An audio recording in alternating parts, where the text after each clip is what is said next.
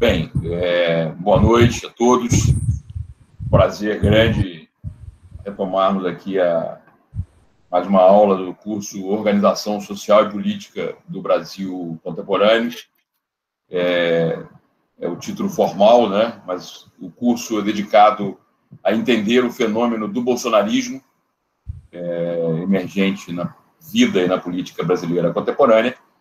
E temos tido uma sequência de discussões, tendo como base o livro Bolsonarismo, Teoria e Prática, do qual eu sou um dos organizadores, e discutido alguns capítulos desse livro, e também convidando alguns colegas que têm feito reflexões sobre o fenômeno do bolsonarismo e que não estão no livro.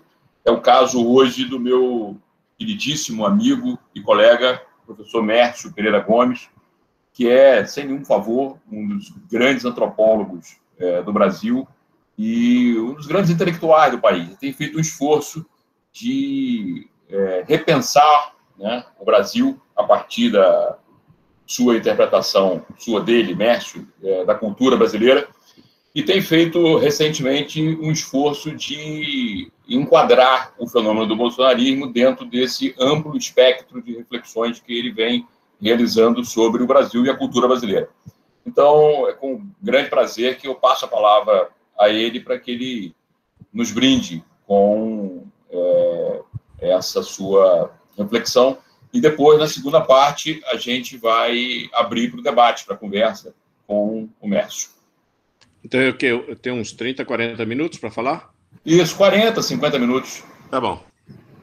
Bem, eu agradeço a você, querido amigo Sávio, eu agradeço a todos por estarem aqui e espero que depois a gente possa dialogar um pouco. Estou aberto a discutir e a conversar. Eu queria apresentar algumas coisas logo de cara, sendo antropólogo. Como é que um antropólogo que estudou a vida inteira índios, de repente está falando sobre o Brasil, em que índios é só um segmento da nossa população e da nossa cultura. De certo modo, eu estou fazendo uma espécie de trajetória semelhante ao Darcy, nenhuma intenção colocada nessa ideia, mas é o que está sendo definido. Só não tem um aspecto político de ter entrado na liça política, tal como ele entrou ao longo de sua vida. Eu estudei muitos anos a antropologia, eu fiz as primeiras pesquisas de campo em 1975, eu tinha 24 anos, fui ao Maranhão, estudei os índios Guajajara, depois voltei aos Estados Unidos e defendi uma tese com esse professor chamado Charles Wegley, que era muito amigo do Darcy, eu não conhecia o Darcy, às vezes a pessoa diz, mestre é discípulo do Darcy, mas eu vim conhecer o Darcy, já era formado, já era professor da Unicamp. Mas tinha esse amigo que foi o meu orientador, Charles Wegley, que era muito amigo do Darcy, uma espécie de a fina flor do liberalismo americano da Universidade de Colômbia, um cara que amava o Brasil, era casado com uma brasileira desde 40, é um dos criadores de um serviço de saúde pública, CESP, que foi criado em 1940 para levar nordestinos para a Amazônia para plantar e colher borracha, logo depois que os japoneses tomaram as plantações de borracha na Malásia.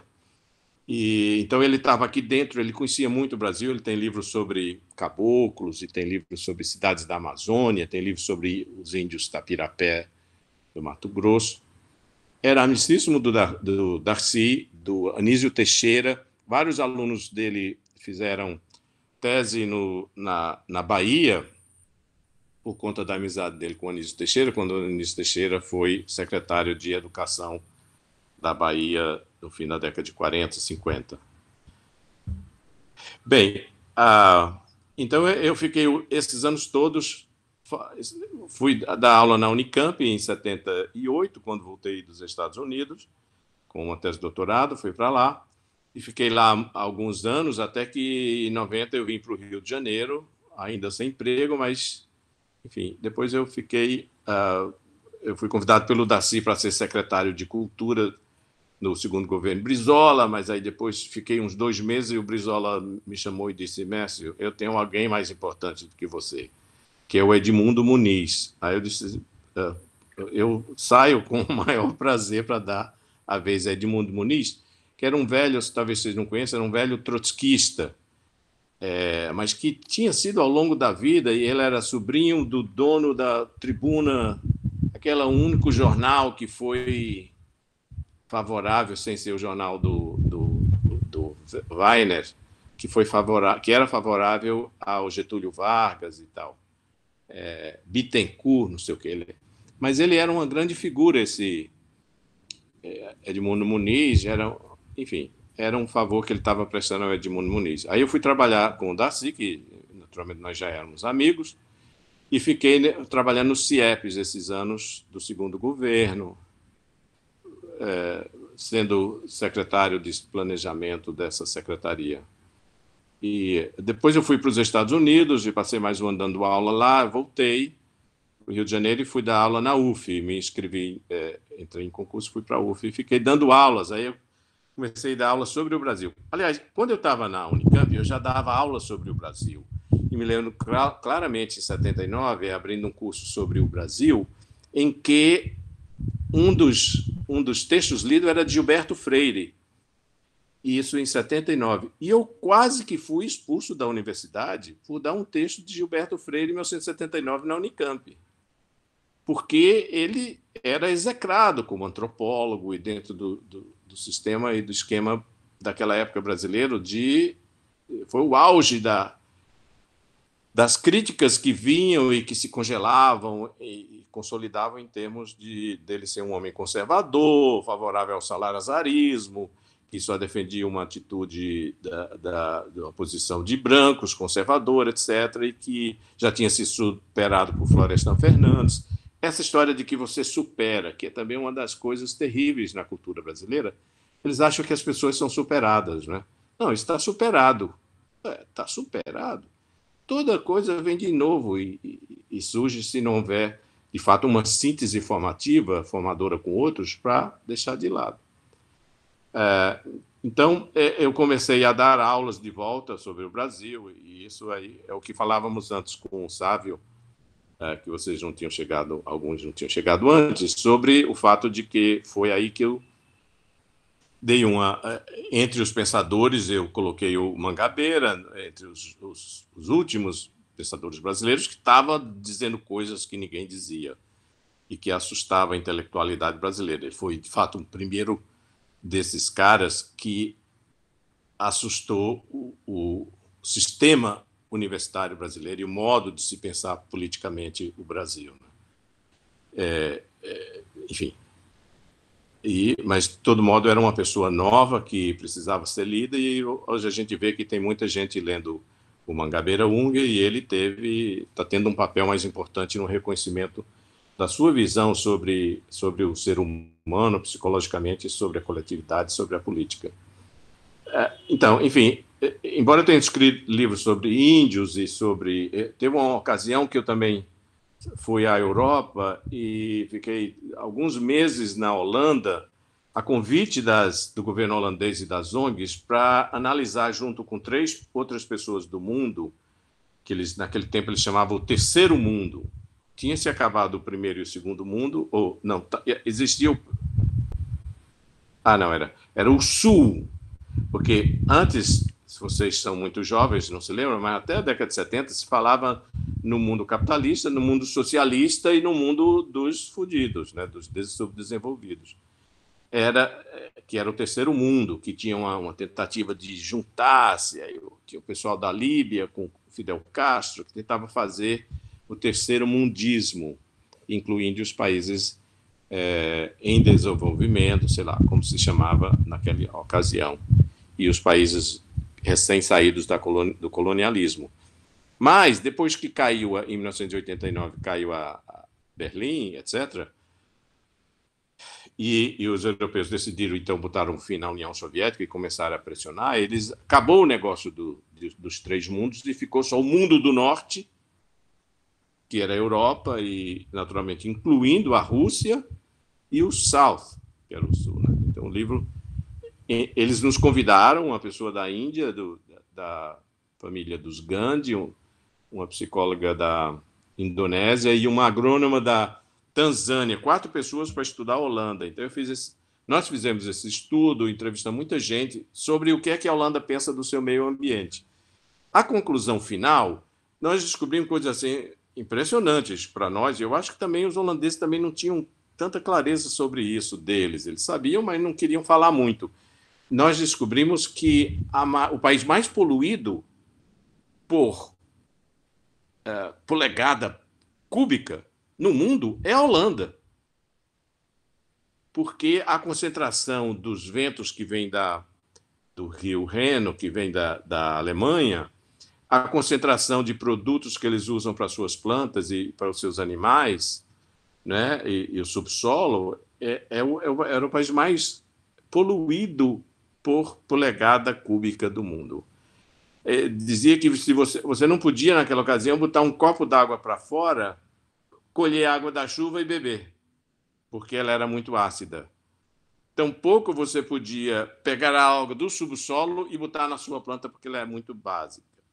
Então, era um troço assim. Então, nós fizemos uma análise sobre isso e descobrimos também que a Holanda tem tantos porcos e tantas galinhas e tantas ovelhas e tanto gado, porque elas importam comida do Brasil, sobretudo, e isso estou falando de 1991, e da Tailândia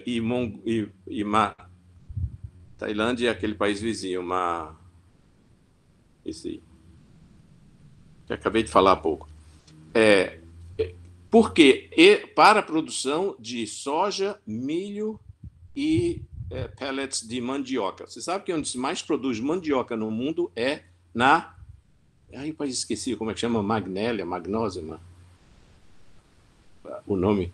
Aquele país perto da Tailândia, que tem um rei também, que tem aves de seringa.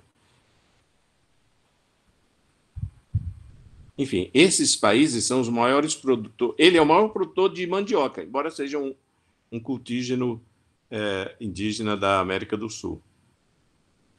A Holanda, portanto, ela importa comida que precisa ser produzida num tamanho do Paraná, do estado do Paraná, o cálculo que eu fiz. Então, é como se a Holanda tivesse um controle total sobre o território, um território do tamanho do Paraná, que é mais ou menos 200 mil quilômetros quadrados, para produzir a comida para alimentar os seus animais. E transformar ela no maior exportador de carne animal, porco, do mundo, per capita, né? Então, foi um estudo dessa ordem.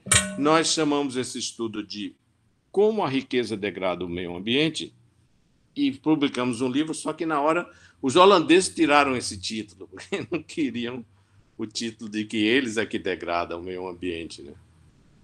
Mas foi, enfim, eu estava penetrando então no ramo da política, do entendimento de como as culturas se comportam, etc., não mais exclusivo a questões indígenas. Depois eu fui presidente da FUNAI no primeiro governo do presidente Lula e fiz lá um monte de trabalho que eu estou agora começando a refletir, as terras demarcadas, etc., e toda essa questão indígena que me preocupa de outro modo. Até a década de 80 se pensava que os índios iam morrer, seja por morte morrida, do tipo doenças, ou a própria inserção social, seja de morte matada, porque sempre se pensava que os fazendeiros e os garimpeiros e madeireiros iam matar os índios, né?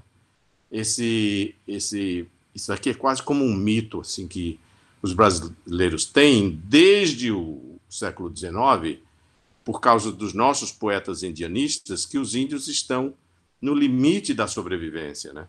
Então, a minha pesquisa de campo, a primeira que produziu a minha tese de doutorado e depois um livro chamado Índio na História, trata dessa questão de mostrar que os índios sobreviveram.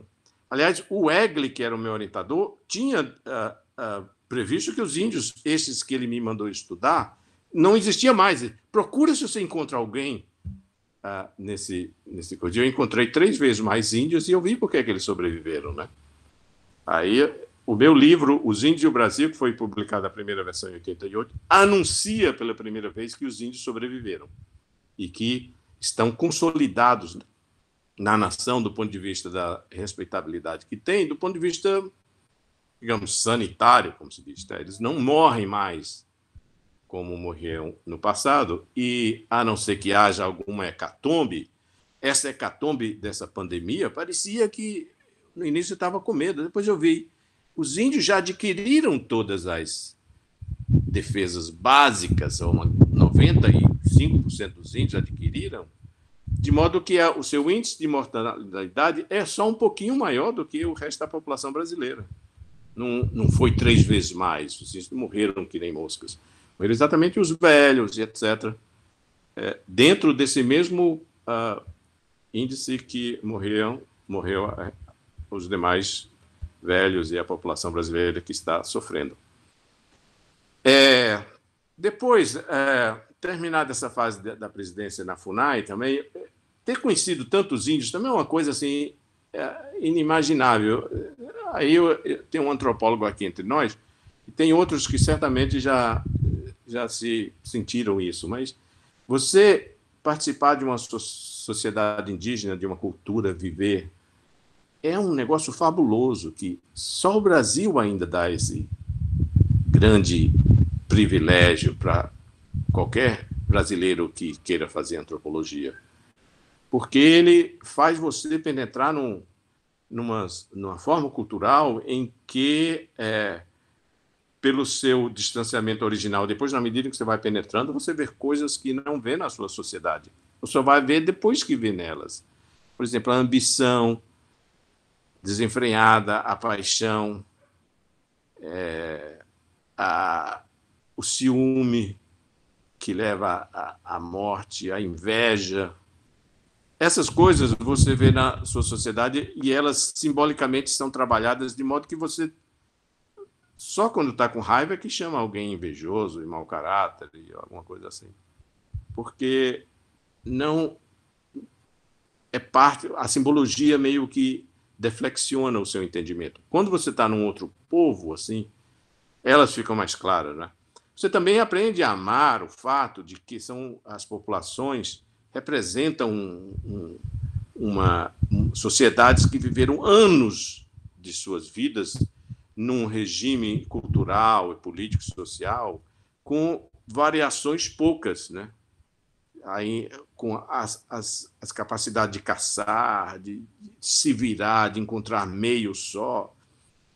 Eu vi uma criança que foi no Maranhão, cujo grupo foi atacado em 1978 porque eles penetraram numa fazenda, por uns meganhas de fazenda, e as pessoas se espalharam. Um garoto de 9 anos passou 7 anos só na mata, descambulado do Maranhão, da região de Porto Franco, perto de Tocantins, foi descambando pelas matas, foi bater em Minas Gerais. Durante 7 anos, esse garoto foi de 9 aos 16 anos, se formou homem sozinho. Só. Ele aprendeu, ele já sabia fazer todas as coisas na vida que um homem deve saber. Uma pessoa humana deve saber. Caçar, pescar, fazer um fogo, evitar cobra. Enfim, estar só. Passou 7 anos só. Quando foi redescoberto e veio ao mundo aí e tal. Eram 2 pessoas em lugares diferentes que se espalharam. Então é um troço assim de você admirar, não é? Uma sociedade em que dá tanta liberdade aos seus filhos desde cedinho que com 5, 6, 7 anos ele tem todos os instrumentos e as ferramentas de um adulto e cresce e vira um adulto se for dado. Então, isso para mim é uma coisa importantíssima que devemos todos entender, e o Brasil deve saber disso e encontrar se orgulhar de que isso existe e fazer com que a sua juventude emule essa capacidade de sobrevivência, sobretudo agora com esse mundo mimizento que a gente vive, de autopiedade que todos estão vivendo, né? Bem, essa coisa de cultura e de política, então, meio que se amalgamaram. E um tempo que, naturalmente, mesmo antropólogo vem observando as coisas. Eu torci muito pelo Brizola, eu, quando era menino, rapazinho, fui simpatizando do Partido Comunista antes de ir para os Estados Unidos. Depois eu aqui entrei de novo no partido que era ex-Partido Comunista, e fui do PDT, enfim, do Partido Socialista Brasileiro. Então a gente acompanha, é inevitável que, mesmo se sendo um antropólogo com fixação em índios, com especialização, você acompanha, você está nesse mundo, né? O Brasil te suga muito para você fazer parte, sociabilizar-se e ter parte nisso. Então, aos poucos, eu também fui ampliando assim, e resolvi. Eu já vinha mesmo desse tempo aí que nós conhecemos, o SAV, em 96, na UF, eu já vinha dando aula sobre o Brasil e tentando entender o Brasil, né? E depois essa vontade aumentou muito e eu resolvi escrever 3 livros sobre o Brasil. Um era o pensamento social brasileiro, o outro era a formação do povo brasileiro, isto é, dessa mestiçagem, como ela se deu, e a outra era sobre economia brasileira e tal, e por que não dá certo, por que tem tantos problemas.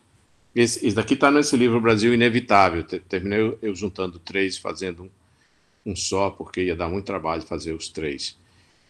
Então eu notei que essas coisas da vivência, a diferença que existe no Brasil entre ricos e pobres, que é uma terminologia muito antiga, que eu via quando era menino em Currais Novos, na década de 50.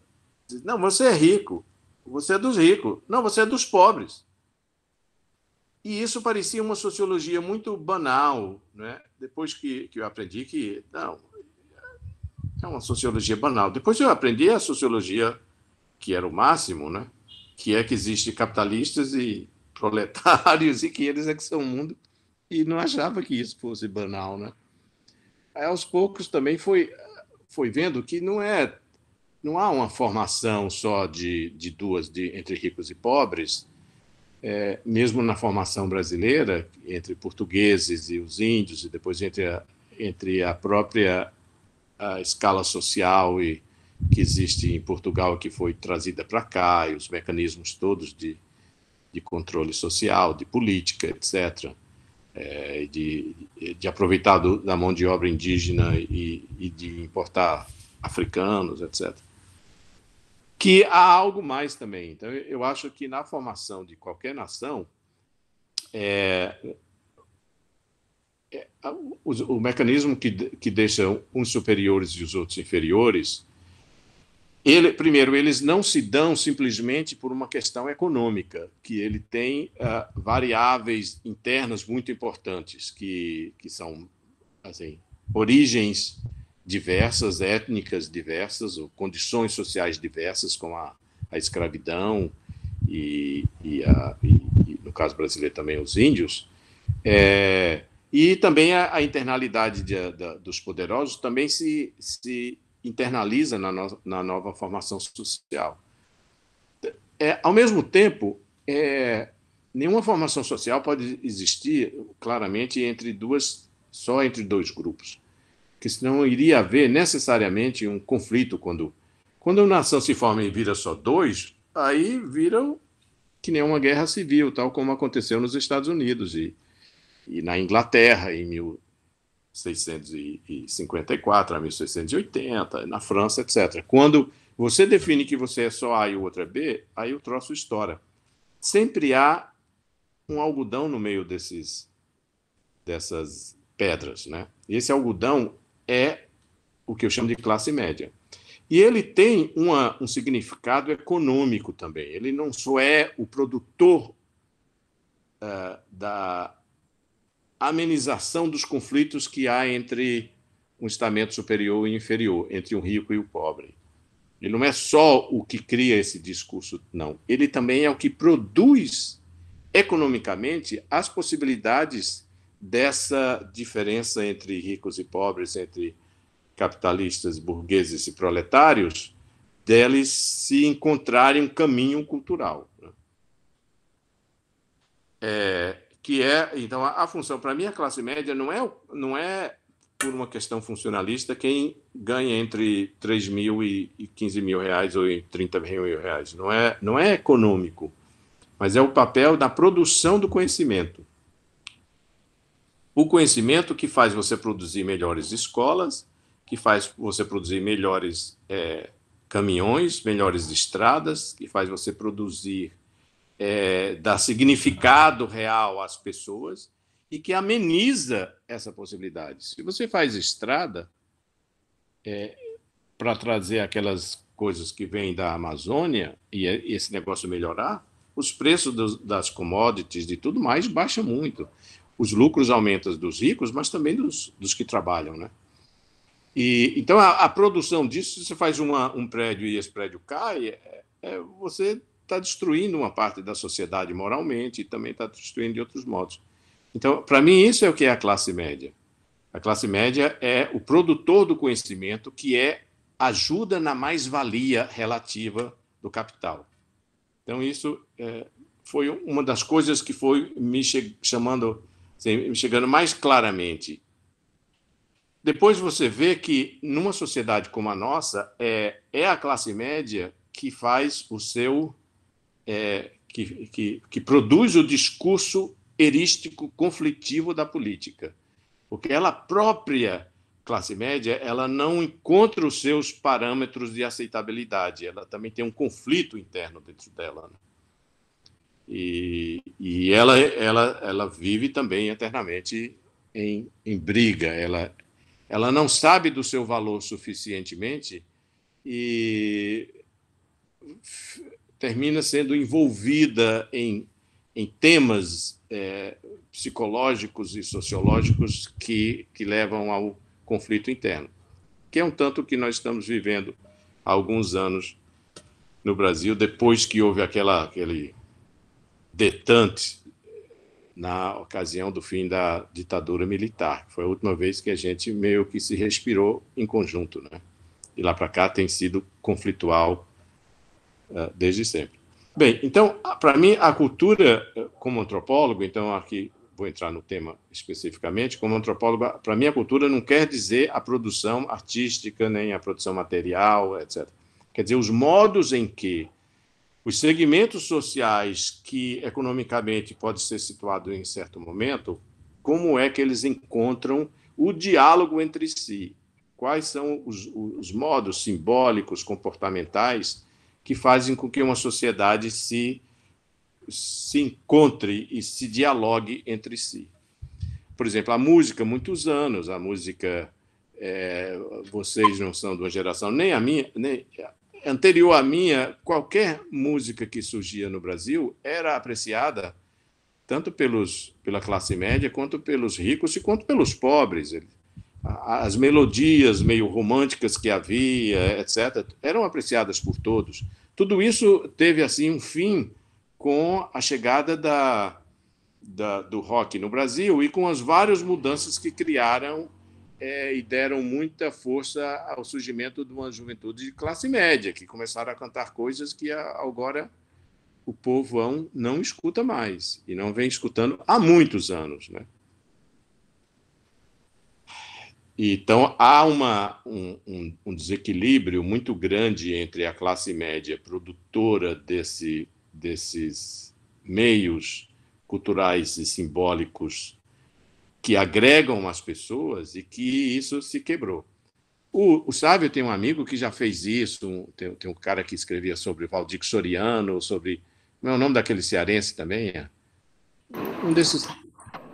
Paulo César Araújo, ele escreveu o livro Eu Não Sou Cachorro Não, Música Exato, Popular sobre Valdir Cafona e Soriano. Ditadura Militar.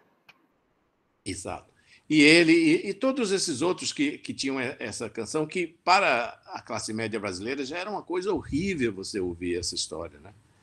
Um melodrama assim, que não pegava mais em ninguém. Assim. As pessoas achavam horrível.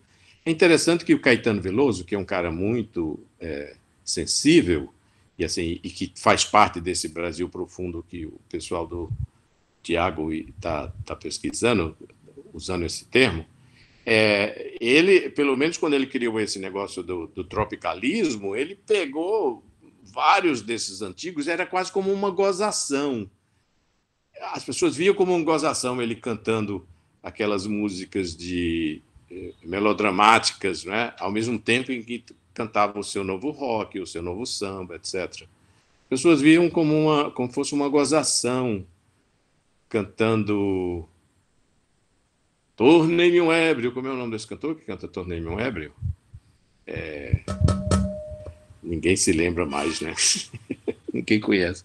Mas é uma música famosa, etc. O Didi, aquele negócio de Didi, Zacarias, os Trapalhões, eles faziam culturalmente uma junção. Aquele domingo à tarde que tinha esse pessoal, aí juntava classe média, crianças e adultos, e classe pobre. Era um negócio que era uma forma cultural que agregava, né? Eles produziam uma cultura que juntava essas pessoas. Então, aos poucos, isso foi acabando, né? As próprias novelas da Globo ainda juntavam, até que foi se distanciando.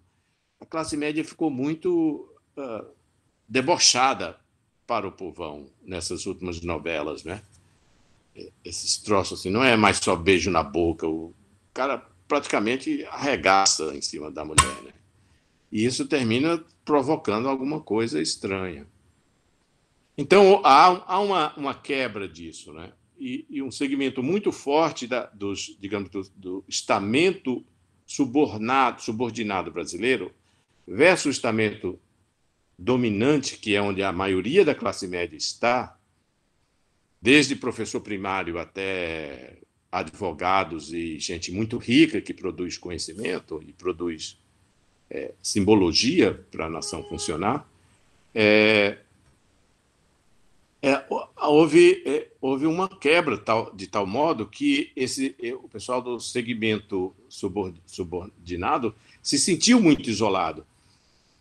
Quando eu vim para o Rio de Janeiro a primeira vez, em 1975, 68, antes de ir para os Estados Unidos, eu fui para os Estados Unidos quando tinha 17 anos, aí teve uma história na minha vida.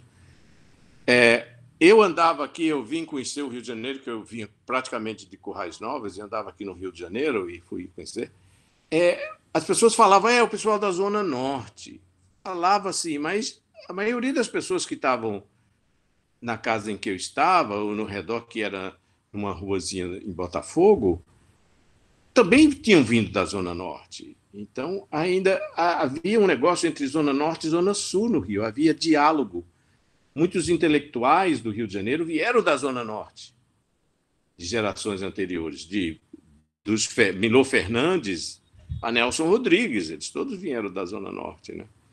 Então, eles tinham um sentido brasileiro que a gozação... Quem escrevia sobre futebol e que era muito feliz era José Lins do Rego, que escrevia sobre o Flamengo na década de 40 e 50, né? Aí depois houve essa quebra, cara, essa quebra. E agora a Zona Norte não é mais nem alguém que você faz gozação, que a Zona Sul faz gozação. É assim um troço muito diferente. Essa quebra, essa falta de um algodão segurando esses cristais assim tão duros, esses segmentos incapacitados de encontrar, coincidiu, já vinha há muito tempo, mas coincidiu que, por várias razões sociais e econômicas, e isso tem a ver com a produção do capitalismo do Brasil dos últimos 30 anos, esse pessoal melhorou de vida. Mesmo os mais difíceis, os pedreiros, as empregadas domésticas, os ajudantes de pedreiro, as pessoas que fazem, realizam atividades que são consideradas inferiores pela classe média, eles deram um crescimento. Isso se deve, eu acho, eu imagino que se deve ao fato de que a inflação tenha acabado, né? E o Brasil passou 20 anos mal economicamente, e quando ele começou a se recuperar, a inflação morreu. E assim, acabou bastante. E aí, então as pessoas começaram a respirar e dar um surto econômico. Depois houve as várias coisas, inclusive no primeiro governo Lula, o segundo governo Lula, em que deu um crescimento grande econômico. Então, essas pessoas começaram a achar, as pessoas do estamento subordinado, da Zona Norte, da Zona Oeste, estou falando do Rio de Janeiro, mas você pode pensar em qualquer cidade brasileira a respeito disso, né? eles começaram a ganhar dinheiro, a ter recursos, a não sei o quê. E depois veio a revolução do WhatsApp, do celular e tudo mais, né? Mas o fato de que ter ganho algum recurso e ter uma autonomia, eles entraram numa outra seção, numa outra patamar da economia e da sociabilidade brasileira. Eles começaram a consumir uma música que é absolutamente autônoma para eles.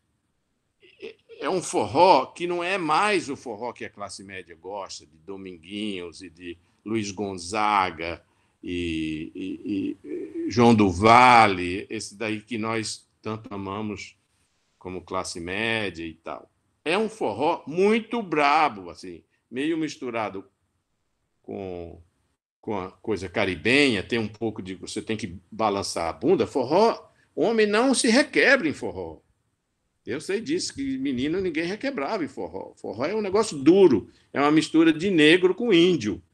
E índio não requebra, não. Ele bate o pé, ele faz não sei o quê, mas ele não fica com a bunda requebrando. Nem a mulher propriamente requebrava no forró. Agora eu não consigo acompanhar o requebro das mulheres no forró. E eles adoram isso. Então, eles consomem uma coisa que você não sabe o que é mais, entendeu? Então, eles se formaram em crescimento, eles constituíram uma simbologia, uma convivência simbólica e ela também influenciada pela religião protestante, etc., ela começou a dar autonomia do fazer e do pensar. Bem, este é o pessoal que Bolsonaro está trazendo à baila. A flor da sociedade brasileira, a flor d'água da sociedade brasileira. É uma população muito maior, porque você imagina, ele teve 70% aqui nessa cidade do Rio de Janeiro. Ele só perdeu aqui nesse bairro de Santa Teresa, onde nós moramos, e Laranjeiras, no resto, ele ganhou em alguns lugares de lavada, né? E, sobretudo no oeste e na zona norte, foi de 80% que ele teve de votos. Então, ele soube canalizar, chegando agora no Bolsonaro, ele surgiu de uma cultura básica de caipiras que subiu na vida por conta de ter ido para o exército, senão ele estaria lá fazendo a mesma coisa, catando palmito e pegando trairão lá na beira do rio. Ele subiu por causa do exército, naturalmente, ele tem a sua própria genialidade interna, a sua força, a sua incomensurável vontade de poder que tem, né? Como todo político tem, né? Ninguém pode dizer que um político não tem essa vontade, que isso não é uma característica fundamental do político. Todo político, para aguentar tanta pressão, ele tem que ter muito vontade de poder. E então ele alcançou, assim, trazendo consigo a mais, o que a gente chama assim, meio condescendentemente de tosca, a mais tosca vontade de poder que existe de uma pessoa. E ele ecoou, fez razão de ser, fez sentido para a população brasileira que está nessa situação, um crescimento do segmento subordinado da sociedade brasileira em ascensão. Ele surgiu como o ícone, o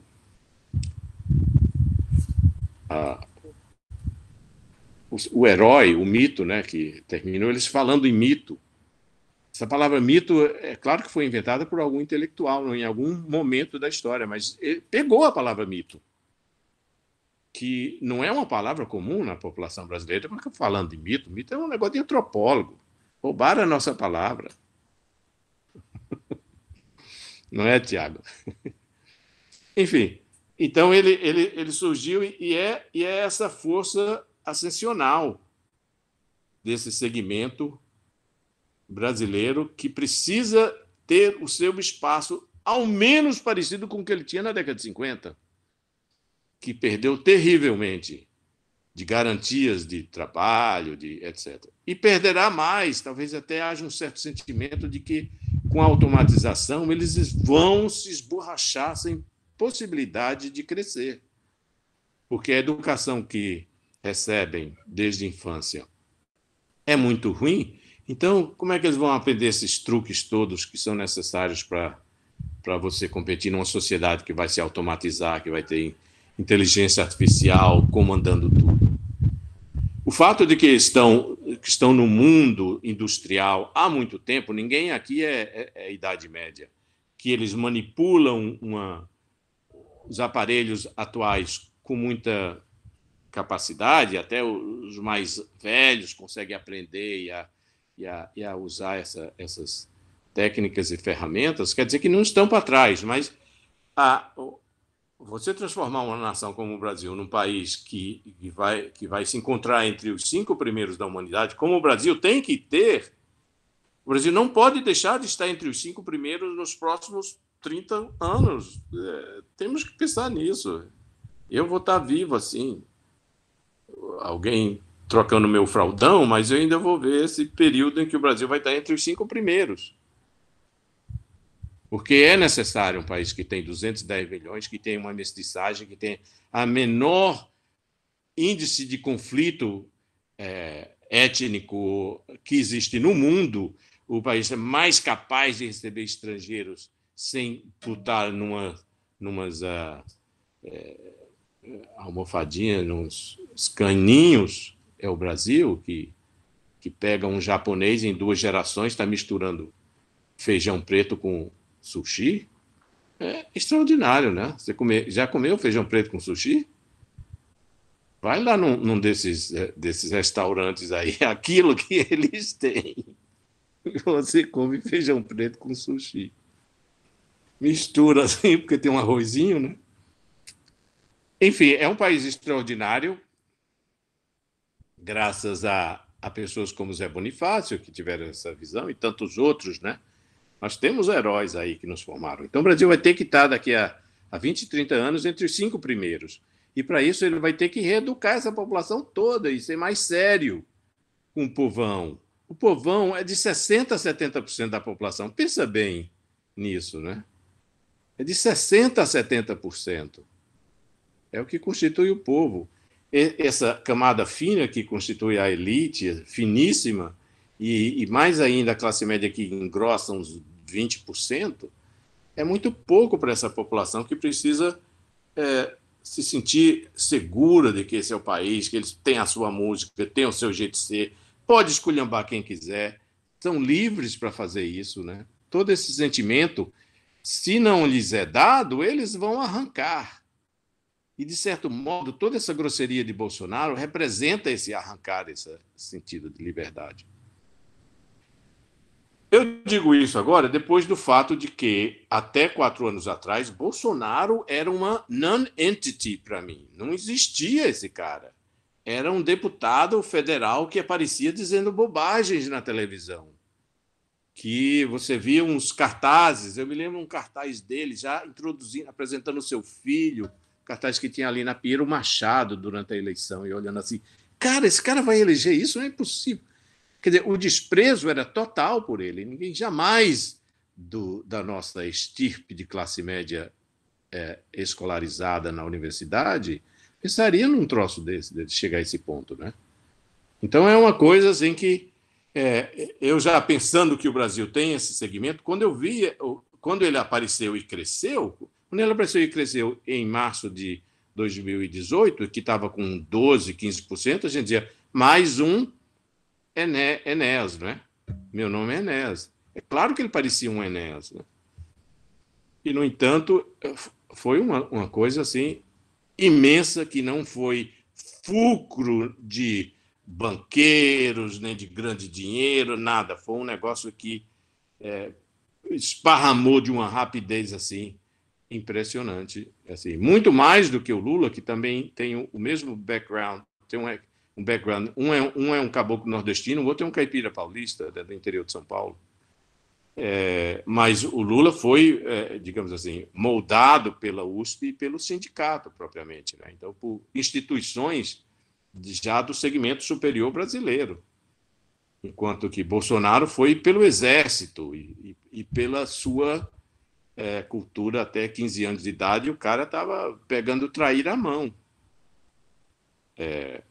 Então foi um negócio assim que se espalhou e que eu desde sempre venho pensando que e por isso é que eu terminei ao longo dessa pandemia horrível que nos fere a todos assim com muito. Eu terminei escrevendo uma série de artigos. A Academia Brasileira de Letras me pediu para escrever um artigo. Eu escrevi um artigo sobre a diferença entre ética e moral, sendo a moral aquela básica que constituiu no Brasil e a ética sendo um conjunto de novas normas para entender o mundo, que em geral são impostas pela elite ou são também impostas de fora para dentro, assim, do tipo, não jogue papel na rua. Quem aprendeu isso não foi alguma coisa da nossa moral, né? Que a gente veio de fora. Alguém não joga porque entope bueiro, faz não sei o que mais. E outras coisas. Então, o Brasil vive uma briga entre ética e moral, isto é, entre um conjunto de regras internas que formularam e deram o Brasil e um conjunto de novas regras que estão aí com vontade de domínio e com vontade de sobrepujar sobre esse, com muito mais força, porque vem da elite, e da elite internacional, né? Toda essa woke culture que vem dos Estados Unidos está aqui nos dominando também, né? Todo esse troço. E então, nessa briga aqui, o Bolsonaro veio como o cara da ética, da moral, dizendo assim, olha, existe moral. Então, eu estava escrevendo sobre isso, aí depois eu escrevi, que chama-se Ética e Moral no Brasil, aí depois escrevi um ensaio. Bem, por alguma razão também eu estava estudando grego. Eu estudei grego antigo muito tempo atrás, quando estava nos Estados Unidos, aí eu resolvi estudar, voltar a estudar grego, aí depois eu disse, pô, eu estudar sobre o grego atual. Aí eu fui estudar ler sobre a formação da democracia, né? Então eu escrevi porque todo mundo dizia que o Brasil não é democrata. Entendeu? É uma dessas coisas também. O Brasil não tem democracia. Cara, nós temos a melhor democracia, mais confusa do mundo. Mas é claro que é democracia. Entendeu? Nós temos uma democracia. Foi formada em vários tempos e tem. Aí eu fui ver a história da democracia grega. É cheia de coisas no meio. Teve um tiranão no meio da coisa. Teve uma ditadura de alguns anos depois da Guerra de Peloponeso. Então, a democracia tem várias coisas, não é? Não é um negócio que vem doado, eu sou democrata. É nada, é um conflito, né? E tem os caras que tentam equilibrar e tem os loucões que tentam mudar, né? Então, a democracia grega, que é uma história que começa antes de Solon, começa no século VI, em 500 e tanto, começa, aí depois passa pelo Solon, aí depois vem Pisístrato, até que na decadência da tirania de Pisístrato e dos seus filhos, é que surge um cara dizendo, epa, não, vamos fazer uma democracia. E faz uma coisa que é só anos depois chamada de democracia. Era chamado de isonomia. Isto é, a regra dos iguais. Isonomia, né? É até mais bonito, né? Não, é bonito igual. Mas, enfim, foi chamada de democracia só já no início do governo do Péricles. No começo do governo do Péricles é que Heródoto chamou, não, isso é um governo do povo. E durou até ser dominada por Filipe, o pai de Alexandre e tal. Então, é conflitual você estudar sobre a democracia. Uma coisa é você estudar a democracia brasileira. Então, eu me animo com o fato de que a democracia brasileira está em conflito, né? E que ela não perdeu ainda as suas estribeiras e quase que pode ganhar. Ela tem que ajeitar um pouco esse negócio da corrupção, porque a democracia grega, ela começou com um conflito contra a corrupção, entendeu? Foi um negócio de dizer, olha, pode ter corrupção e tal. Então, você acabar com essa coisa que o Brasil tinha entrado, que ainda deriva do patrimonialismo português, esse modo de corrupção que tem o Brasil, né? Um derivativo da elite que quer manter o seu poder e que dispensa riquezas para poder manter esse poder.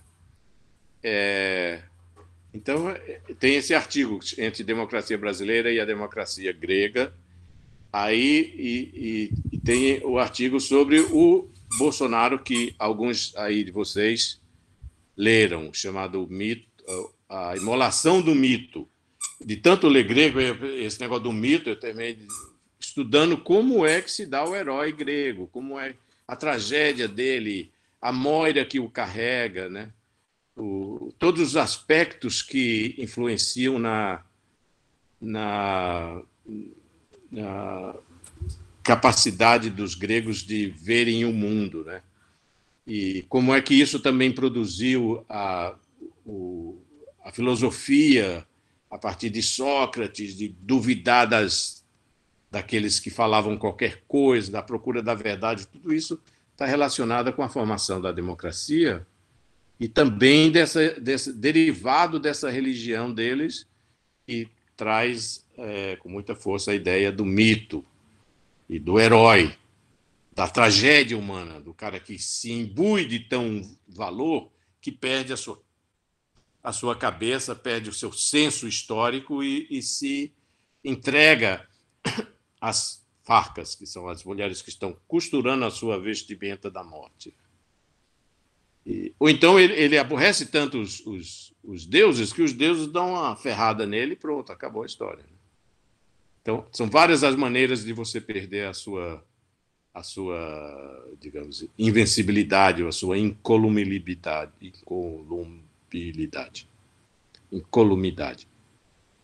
E eles, então, os gregos ensinam isso, assim, que são deuses que fazem isso, ou semideuses que estão aí olhando os seres humanos, não deixando que eles se imbuam do sentimento de que são deuses também, né?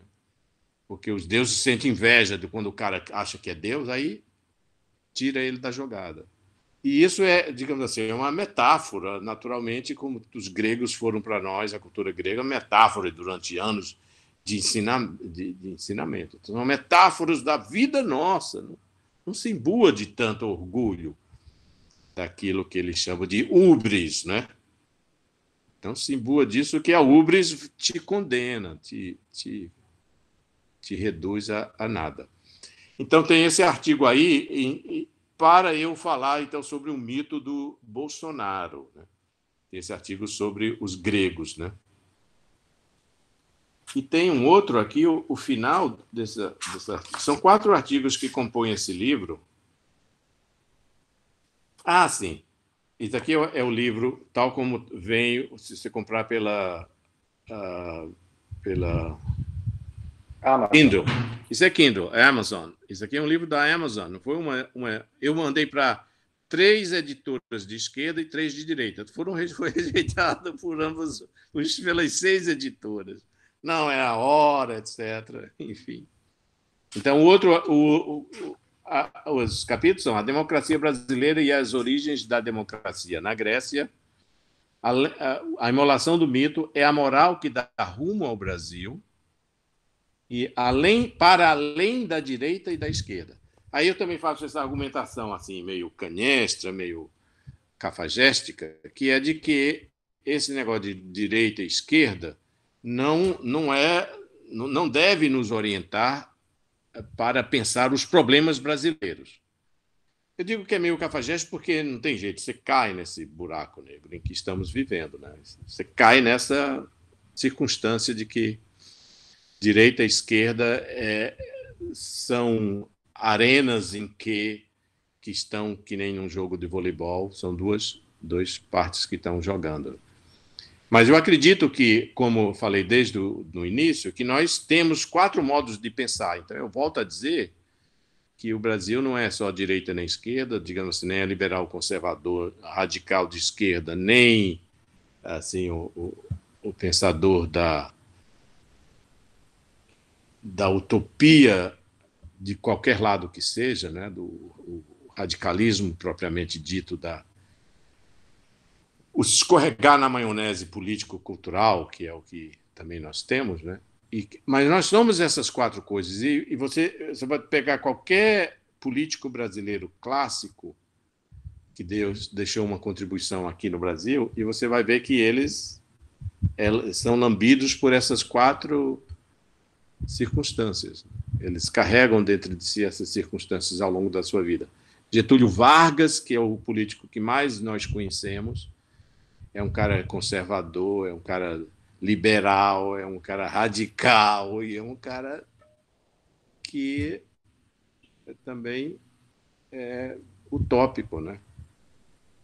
ele é o que nós mais conhecemos, é onde tem mais bibliografia, mais estudos, etc., né? Esses outros novos, assim, também está muito difícil na academia, como vocês devem estar pensando aí. Está muito difícil de você pensar as coisas diferente do que é dado pelo mainstream, né? E está difícil de você entender o processo desde Fernando Henrique Cardoso, porque nós inconscientemente somos empurrados para pensar ou pela direita ou pela esquerda e orientar nosso pensamento em função de favorecer o nosso querido esquerda, a nossa média direita, o centro, sei lá. Na universidade tudo é mais esquerda, né? Mas ela também nos influencia a saber que existe uma direita. Uma outra coisa importante desse Bolsonaro que surgiu é que ele, de fato, levantou essa coisa de direita. Quer dizer, você pode ter orgulho de ser de direita, que era sempre alguma coisa que você jogava pedra, né? E ele traz muita gente já que está pensando nesses termos. Então, o que eu vejo é um momento assim muito especial do Brasil, assim, tão especial quando foi especial o surgimento do Lula, a vitória do Lula, não propriamente o surgimento, mas a vitória do Lula, de um operário que virou presidente da República. Agora você tem um caipira grosseiro e semi-ignorante que é presidente da República. Vocês talvez pensem que isso é uma coisa ruim. Para mim é uma coisa muito boa e tenha tido essas possibilidades no Brasil.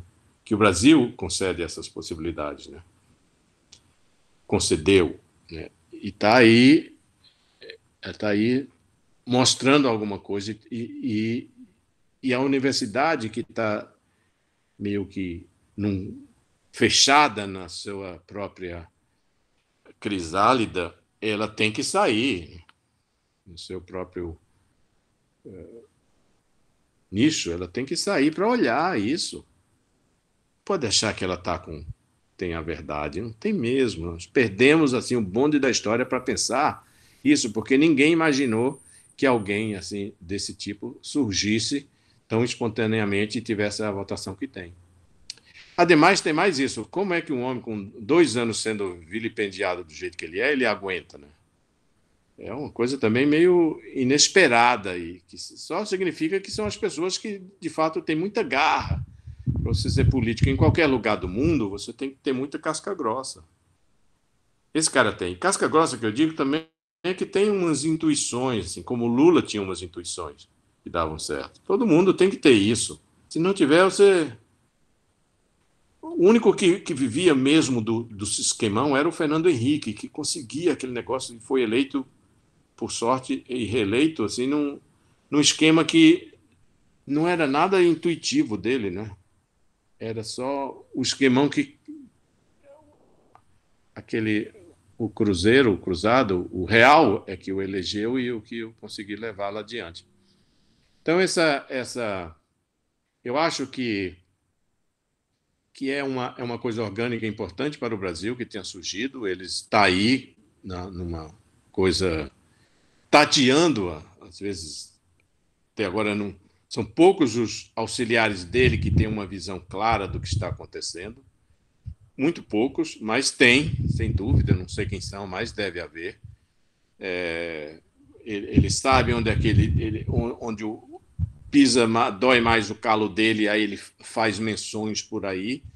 É claro que ele disse nessa pandemia cometeu uma série de erros muito ruins, né, que ele está pagando um preço alto da briga, de não ter se sustentado com a sua posição e dignidade de presidente da República e ter se rebaixado a discutir a um nível muito baixo com alguns governadores.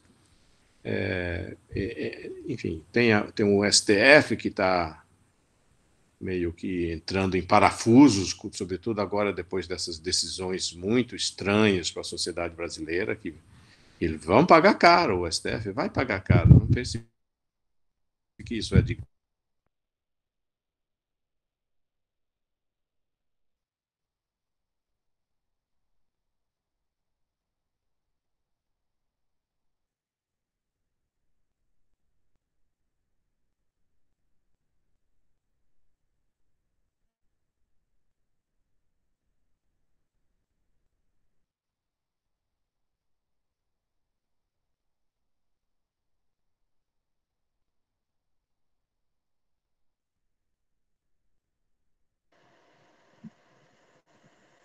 Mércio,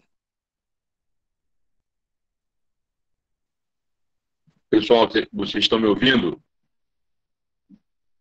Sim. Estou ouvindo Voltou, bem. Mércio? É o Mércio que sumiu.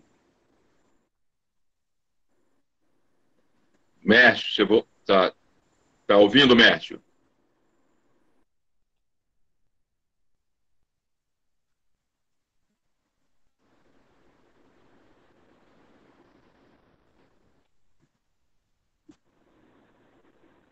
Maravilha, Cris. Peço que você fale com o Mércio aí que houve algum problema com ele aí. Beleza.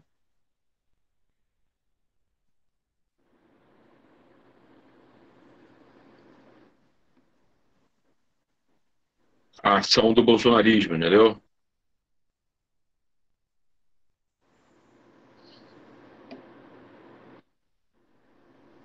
Esse é o tipo de experiência, aliás, que vocês já conheceram, né? No lançamento do livro, né? Isso, no lançamento.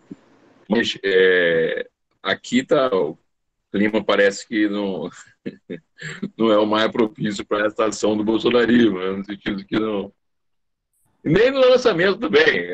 Havia só uma apresentação e tal, mas daí era chamariz, né? Vocês estão me vendo agora? Sim, vendo e ouvindo.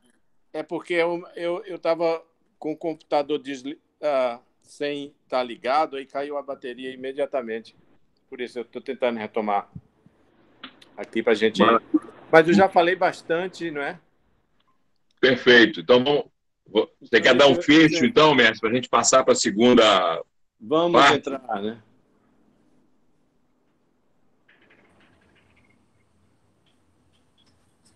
Ok, estou entrando aí. Então,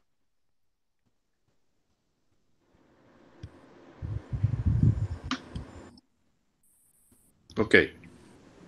Olha, eu estava mais ou menos concluindo, não é?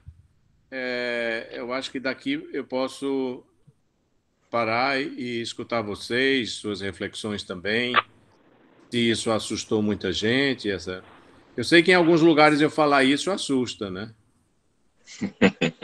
Porque as pessoas não podem acreditar que o Bolsonaro não seja um psicopata, né? Sim. Os que acham que o Bolsonaro é um psicopata, aí não dá mais nem iniciar uma conversa. Claro. Eu recebo, assim, telefonemas de amigos, mas Messi, ele é um psicopata. Aí eu fico pensando, rapaz, psicopata? É um negócio duro você chamar alguém de psicopata, né? Pensando bem, assim, ele é responsável por 300 mil pessoas mortas. Né? Tá bem que as pessoas que você está na sua bolha política, aí você diz isso, mas nós não precisamos estar nessa bolha para pensar que o Brasil, nós temos que sair de uma bolha e pensar que, sabe, faça a comparação das mortes do Brasil com de outros países da Inglaterra. Ninguém chama a Merkel de psicopata, nem o rei da Suécia de psicopata e tantos outros que têm altos índices de mortalidade por 1 milhão, né? Bom, tinha o Trump, que também era chamado de psicopata, aí parecia uma dupla, mas agora ele só como psicopata. Enfim, está aí aberto aí para a nossa conversa, quem desejar. Maravilha, Mércio. Obrigado pela detalhada exposição, essa apresentação panorâmica geral, que com certeza vai suscitar bastante questões. Eu mesmo sairei daqui a pouco da condição de moderador e vou lhe dirigir algumas perguntas. Mas, como tenho feito em todas as aulas anteriores, eu vou abrir primeiro para o pessoal. Se só há espaço, no final eu faço a pergunta. Então, a dinâmica é a seguinte: a gente faz 3 ou 4 perguntas, um bloco, né, de 3 ou 4 perguntas, e você tenta, porque às vezes as perguntas podem permitir que você dê uma resposta conjugada, superpõe e tal. Tá certo. Está aberto o primeiro bloco para quem quiser fazer pergunta para o Mércio.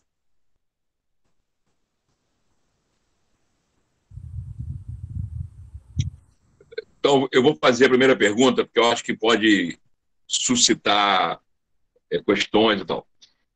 Mestre, na sua leitura, o fenômeno do bolsonarismo, o fenômeno político eleitoral, né, ele é menos resultado de uma aura antissistêmica, antipetista, antipolítica, e mais fruto de uma expressão que você chama de força ascensional, de um estamento, de um extrato da cultura brasileira mais para baixo, né?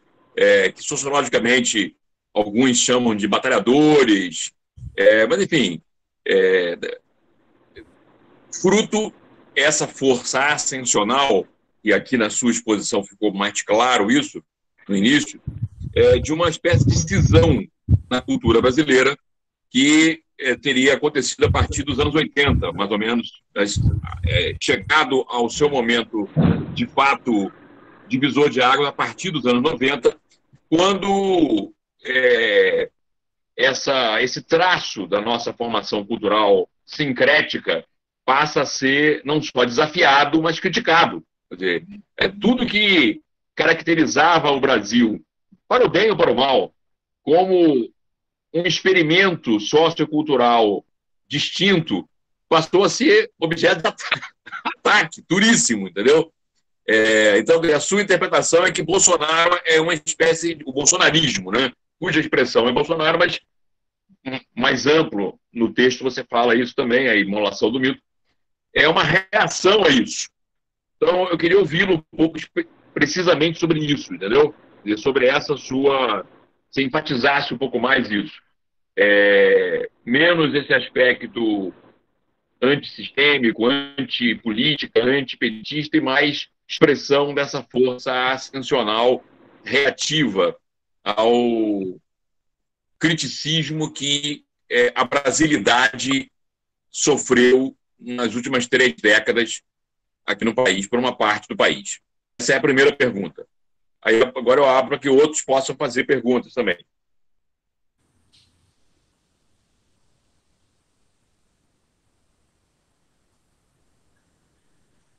Brandi. Sabe? Estou na fila aí. Fala. Pode já fazer a pergunta? Pode.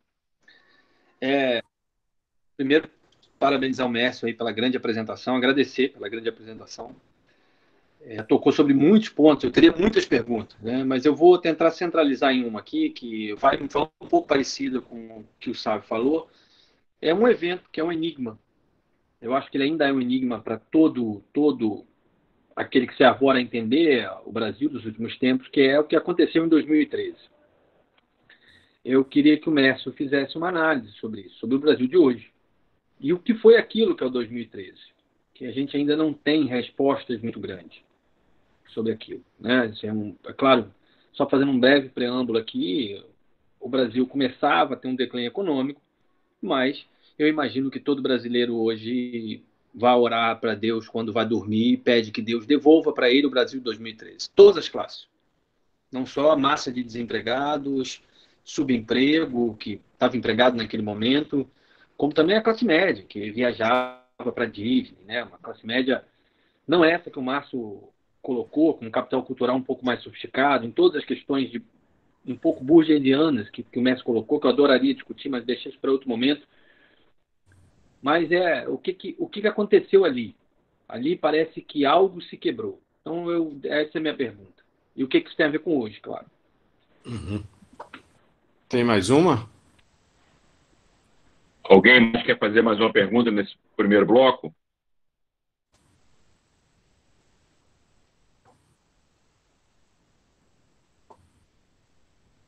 Eu vou preferir ouvir o mestre para depois me manifestar. Tá bom. Então eu vou deixa eu dizer 2013. E depois a gente abre novamente. Só com uma gracinha. 2013 foi um ano muito bom para mim. Foi o ano que eu conheci essa moça que está aqui de frente a mim, numa reunião no Leblon, numa dessas grupos de pessoas atacando a casa do Sérgio Cabral, e que saiu muita bomba e não sei o quê. E ela ficou com muito medo e veio se agarrar a mim, olha aí. Eu estou com ela desde então. Então foi bom para mim esse 2013. Viu, Brando? Eu estava escrevendo também, 2013 foi um ano que eu escrevi vários artigos para a Yahoo, eles me contrataram para escrever, e eu estava no dia em que houve aquela grande passeata pelo Rio Branco, que foi até a Cinelândia, e depois um grupo saiu e começou a fazer confusão lá para a banda da Assembleia. Não sei se você se recorda, foi uma das primeiras, se não a primeira importante no Rio de Janeiro, foi aquela passeata imensa das pessoas, um monte de gente sumido silenciosamente. Foi muito estranho aquilo, não tinha uma liderança encaminhando ninguém, nada, nenhuma coisa quebrada. Apareceu numa certa ocasião, quando eu estava assim, olhando na esquina do Teatro Municipal com a Avenida Rio Branco e aquela rua da Cinelândia, apareceu um jornalistas da Globo, aí aquela primeira crítica, alguém que dá porrada no cara, e depois, não é para dar em ninguém, não é para bater. Foi uma coisa estranha. Eu sou da geração de hippie também, eu fui hippie nos Estados Unidos, e era muito pacífico essas reuniões, parecia uma coisa de hippie. Ninguém fazia mal a ninguém. Aí depois é que tinha um grupo que se dispersava e que foi bater e jogar bombinha, não sei o quê, e armar confusão na Assembleia Legislativa. E eu fiquei pensando, escrevi um artigo para o Yahoo dizendo assim, só está faltando a Marianne subir aqui num desses lugares aqui e jogar uma bandeira brasileira. Mas nem uma Marianne nós tivemos. Não tinha um ícone naquela coisa. Foi uma coisa estranhíssima. Como pode juntar tanta gente e você não ter um ícone, não ter um figurante, não teve um discurso sequer. E nem assim aquela coisa do feminino que atrai e junta assim, o heroísmo, que dá o senso do heroísmo, nem isso teve. Né? Então foi estranho. Eu não sei bem como explicar, Brant, mas aí eu volto para a questão do Sávio, que é mais dentro do que eu tinha falado, porque essa do dia de 2013 traz ainda muito troço. O que eu digo a você é que eu escrevi uns 5 ou 6 artigos para o Yahoo sobre esse momento. Mas eu achava que eram bons artigos, mas aparentemente só durou um ano, a Yahoo dispensou os meus serviços, saiu a pessoa que tinha me convidado, etc. Então foi uma coisa estranha de entender essas grandes passeatas que aconteceram. Numa ocasião, acho que na segunda ou terceira, acho que depois de que eu conheci a Cris, teve um outro momento grande que eu estava em Marabá, e eu via as coisas acontecendo em Marabá, e também acontecendo também as mesmas coisas tranquilas e depois revoltosas. Né? Marabá, aquela região do sudeste do Pará. Mas, olha, Sávio, é evidente, é claro que eu acredito que a ascensão da cultura da cultura em geral brasileira depois da ditadura militar, naquele período que o Brasil se unificou, parecia se unificar com o fim da ditadura, com a eleição indireta do Tancredo, a morte do Tancredo, é um negócio também meio trágico, aquela coisa, né? Morreu Tancredo, etc. Mas, de todo modo, você respirava, epa, vai acontecer coisas, as terras indígenas vão ser demarcadas. Eu estava no movimento indígena, batalhando ali, em reuniões, expulsando o general, coronel, falando mal dessa gente toda que parecia serem os diabos de um tempo passado. Né?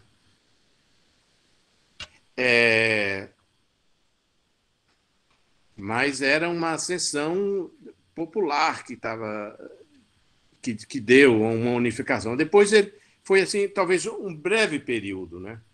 Porque também os 4 anos do Sarney foram anos assim, muito terríveis, em que tudo da maldade da classe média aconteceu ali, né? As falações e não sei o quê, teve aquela coisa horrível contra o Brizola.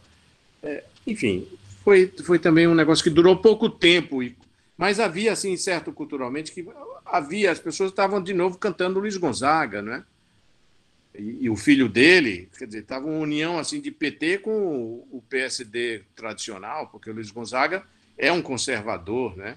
É um homem da moral e do sentimento tradicional, enquanto que o Gonzaguinha era o carinha da favela de São Carlos e do grupo que estava iniciando o PT. O Gonzaguinha foi o cara que criou as músicas que embalaram o crescimento do PT.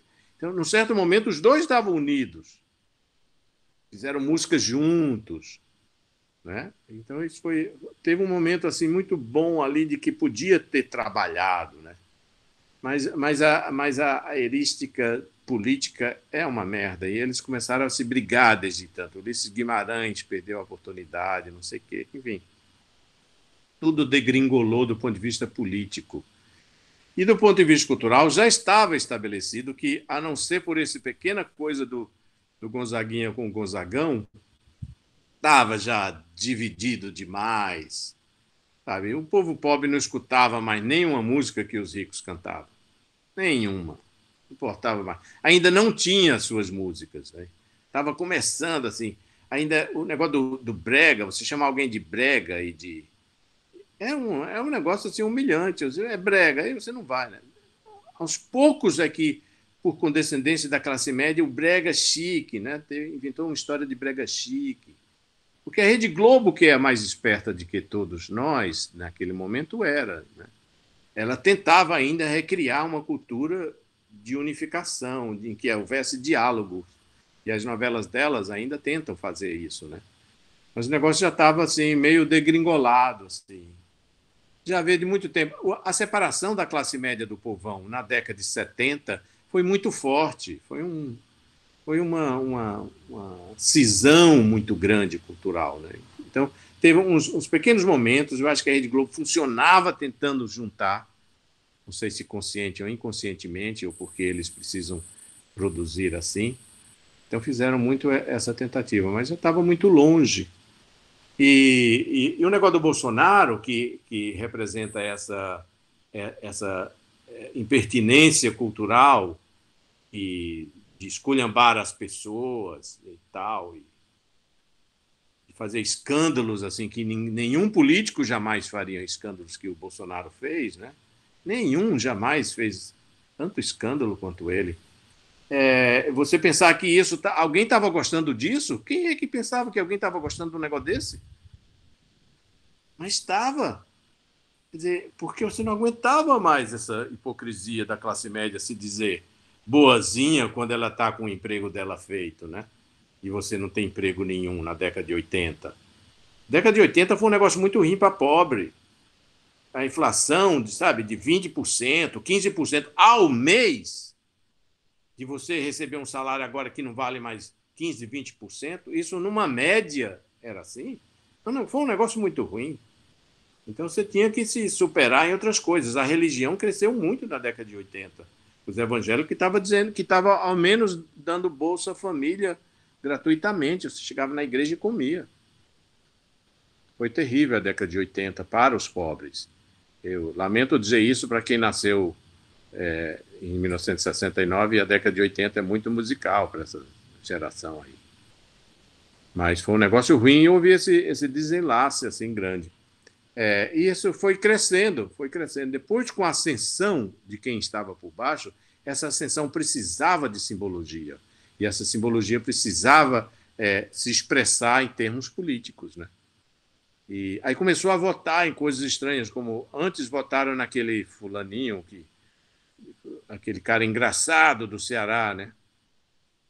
Que diz que esculhamba todo mundo, né? Tiririca. O cara teve 2 milhões de votos em São Paulo, né? Porra. Tiririca, só dizendo assim, pior do que está não fica, é inacreditável que alguém ganhe 2 milhões de votos, né? Com uma história dessa. Mas também a Joyce Halseman teve quase 2 milhões, 1 milhão e tanto, né? Também dizendo equivalentes besteiras, né? Então, eu acho que a cultura brasileira estava precisando mesmo, uma necessidade de ascensão, O Bolsonaro, não sei se por instinto, por oportunismo, capacidade, por tudo junto, né? Como um político que tem instinto e sabe, ele aproveitou o momento e fez-se grande nessa história e com o mínimo de ajuda do empresariado conseguiu umas votações impressionantes. Então, Sávio, como você também falou, mas também teve elementos do antipetismo, né?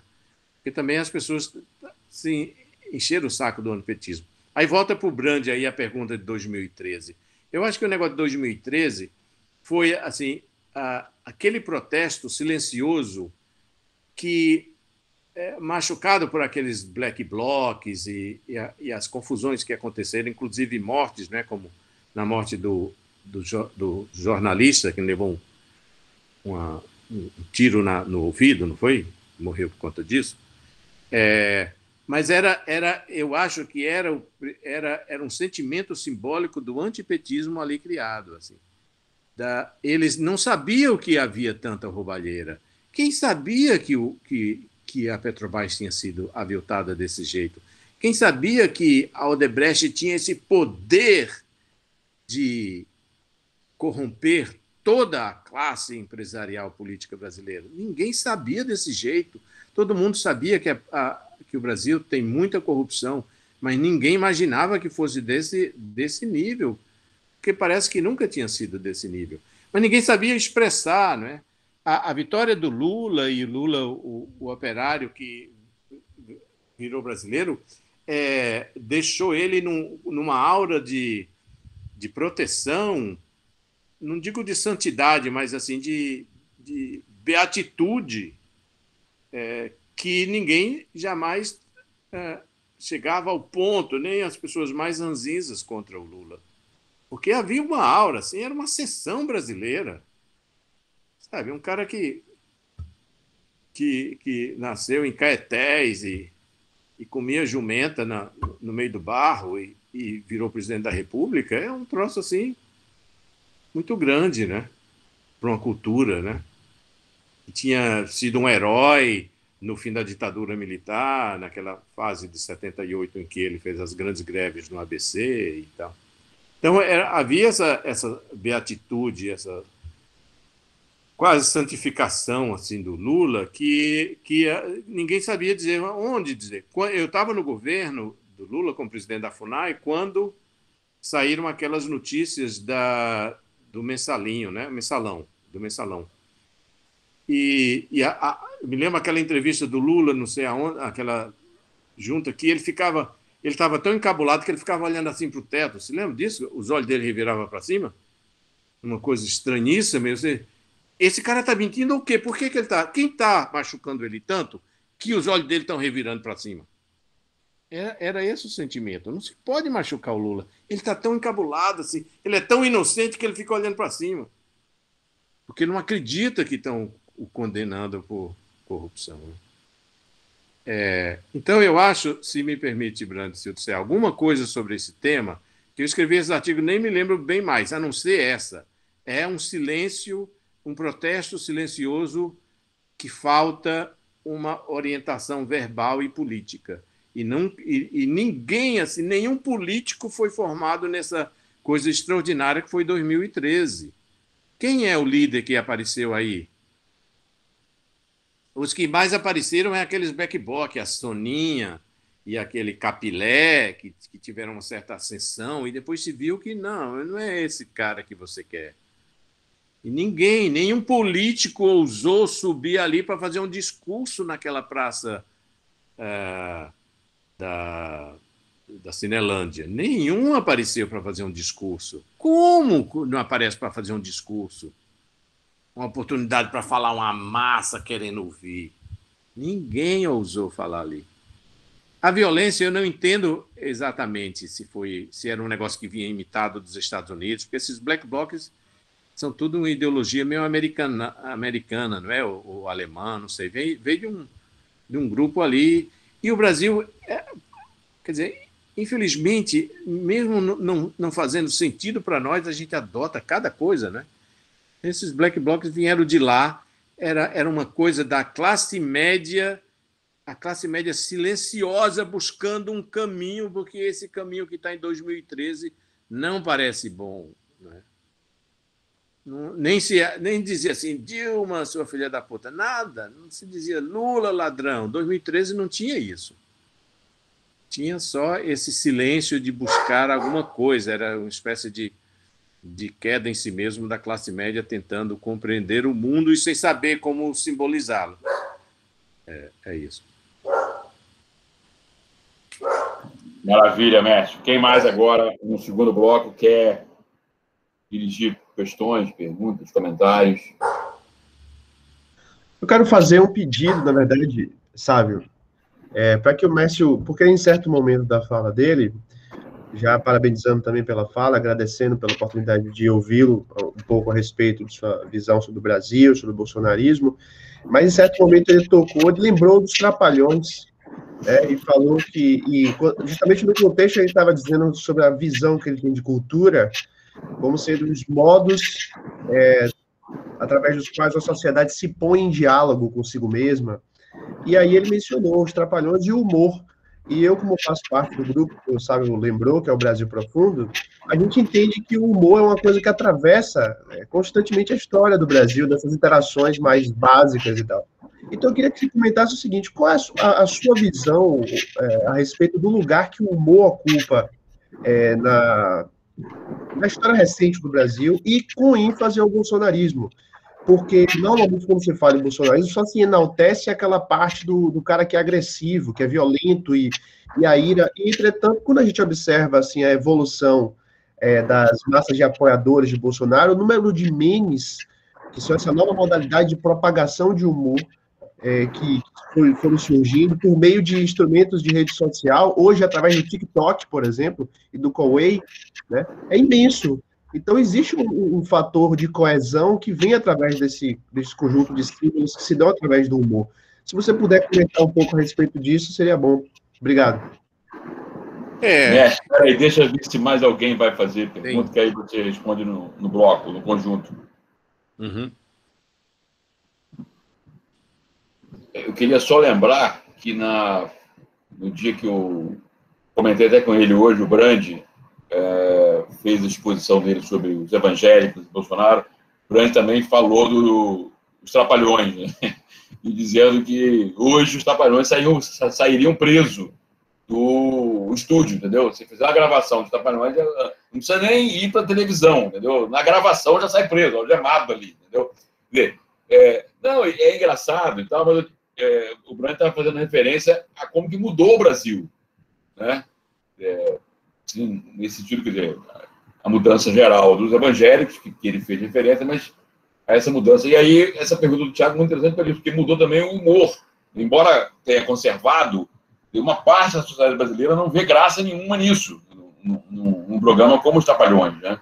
Eu acho que é um pouco isso. É muito interessante a pergunta do Thiago, muito pertinente, muito interessante. Rodriguinho, você quer fazer alguma pergunta sobre o modernismo, Rodriguinho? O modernismo e Bolsonaro? Eu tenho uma pergunta, não sei se é adequada, se ela é muito ampla.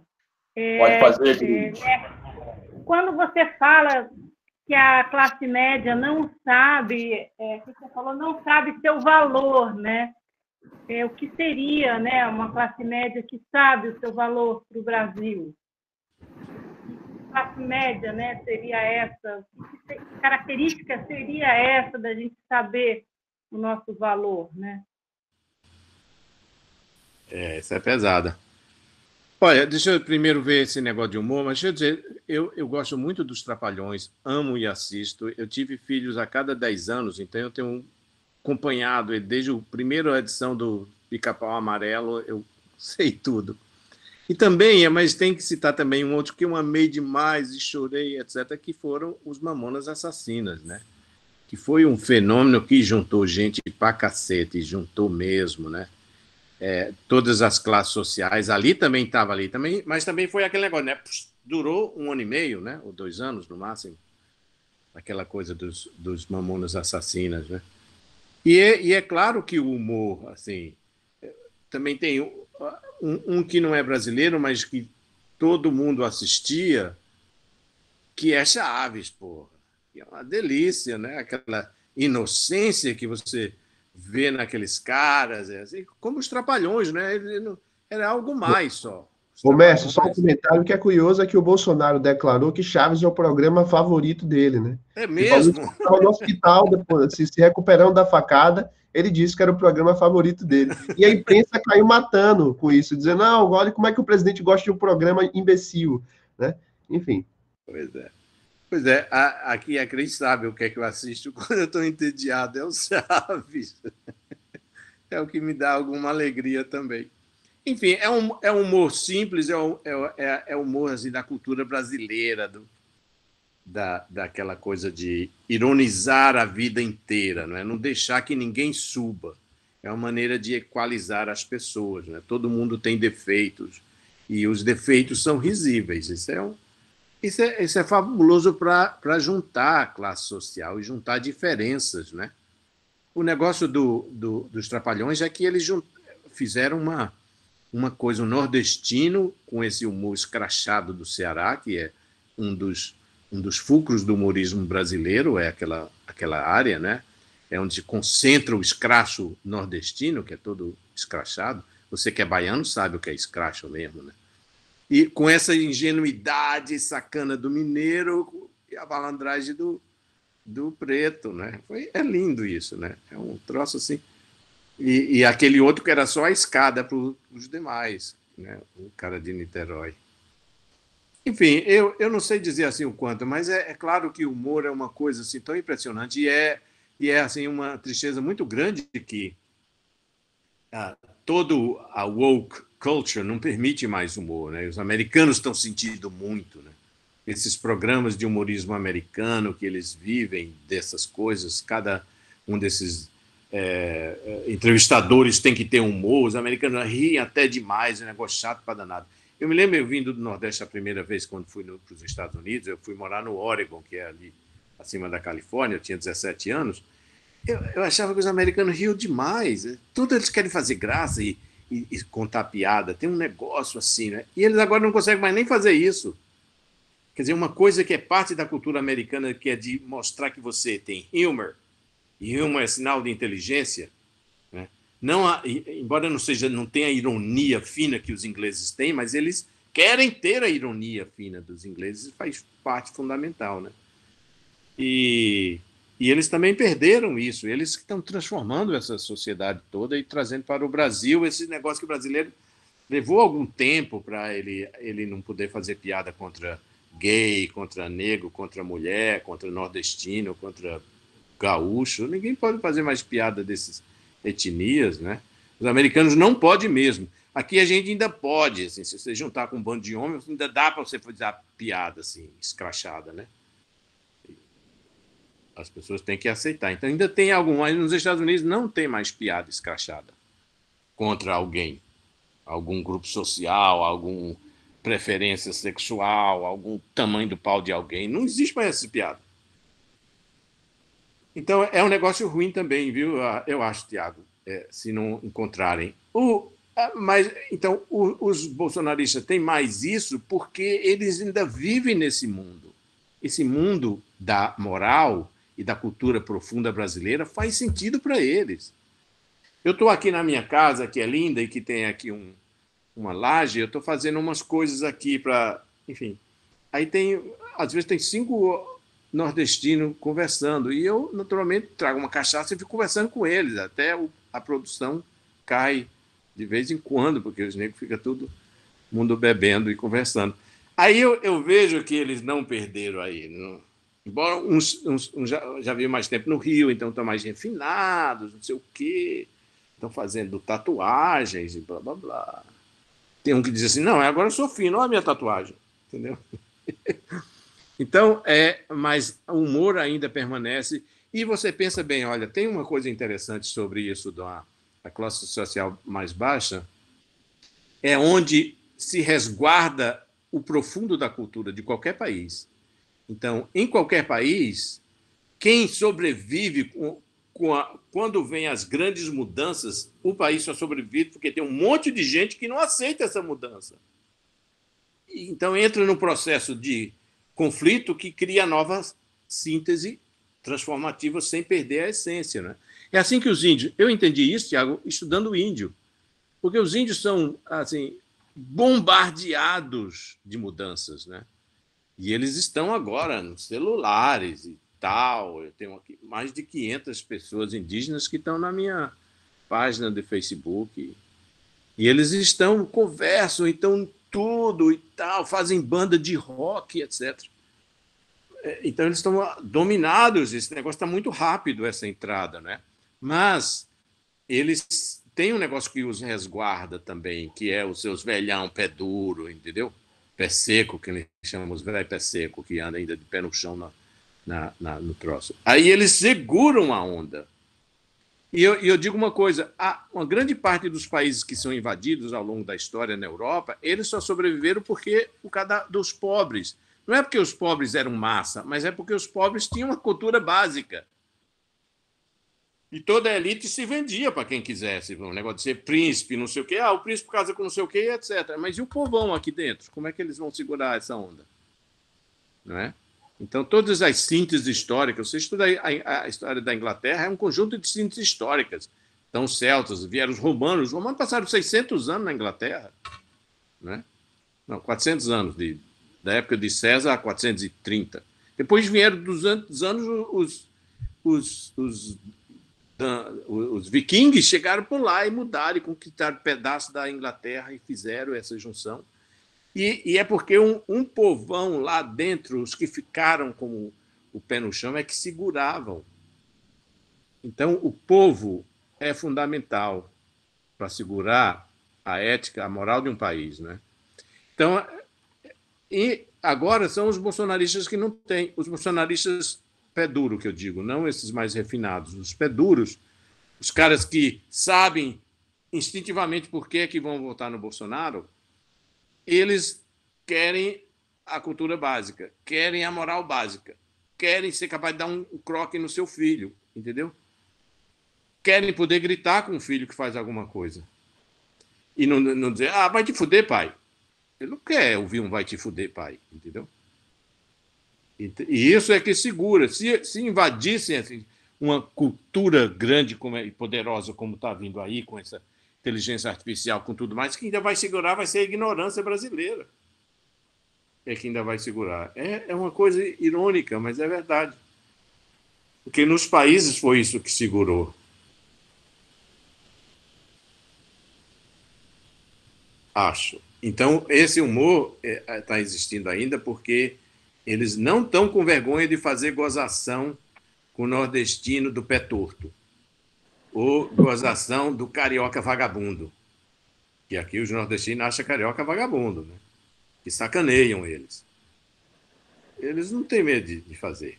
E eles sabem que os cariocas sacaneiam eles se viram. Nordestino é um povo assim, cheio de gozações, né? Agora, a pergunta da Cris eu não sei responder, é muito longa. Acho que você respondeu junto aí, você respondeu falando que os europeus sabem seu lugar de classe média e a gente não sabe, né? Também o Brasil é um país jovem, né? Então fica a sugestão para um próximo livro. Não, mas deixa eu dizer, talvez eu tenha alguma coisa ainda a dizer. A classe média brasileira atual está em conflito interno, né? Um segmento dela não quer que seja acontecendo o que está acontecendo. E eles estão assim com cada vez mais agressivos contra o status quo atual do Bolsonaro como presidente e tudo isso mais. Estão assim, muito chateados, né?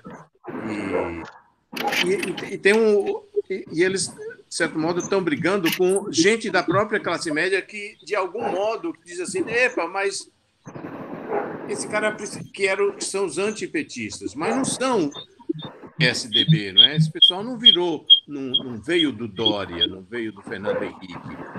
É um pessoal que uma parte veio do brizolismo. Você pensar o seguinte, o Bolsonaro teve a mesma votação que teve o Brizola aqui em 1990, quando foi candidato a governador. Não é impressionante? Ele ganhou exatamente nos bairros todos que o Brizola ganhou. um pouco mais de votos.